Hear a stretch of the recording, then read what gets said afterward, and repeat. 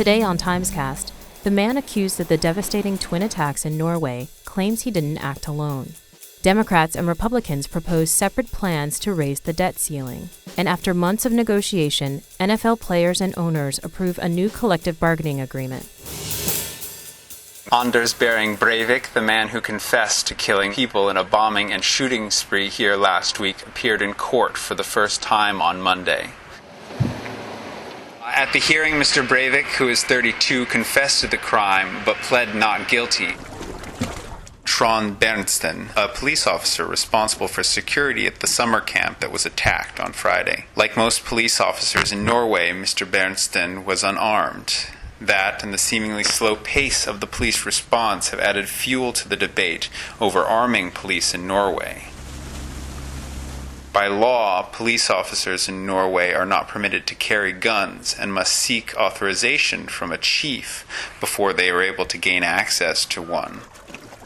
But rising rates of crime, compounded by fears after the attack, have renewed a debate over whether police officers should be armed. Many are opposed to arming police, however. Norway is internationally renowned for its incredibly low rates of violent crime, a fact that is a point of pride for many Norwegians.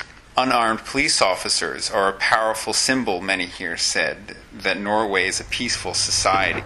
The issue of arming the police is only part of a larger issue, some experts here said. Given last week's attacks, Norwegians might have to start thinking about stricter measures to ensure their security overall.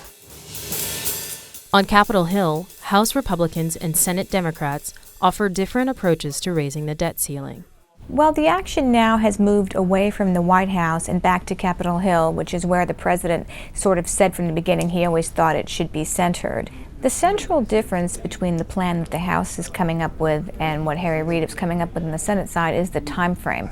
Republicans, at least at this point, John Boehner specifically, were looking at a two-part plan that would raise the debt ceiling temporarily and tie it simply to spending cuts and do other components at a later time.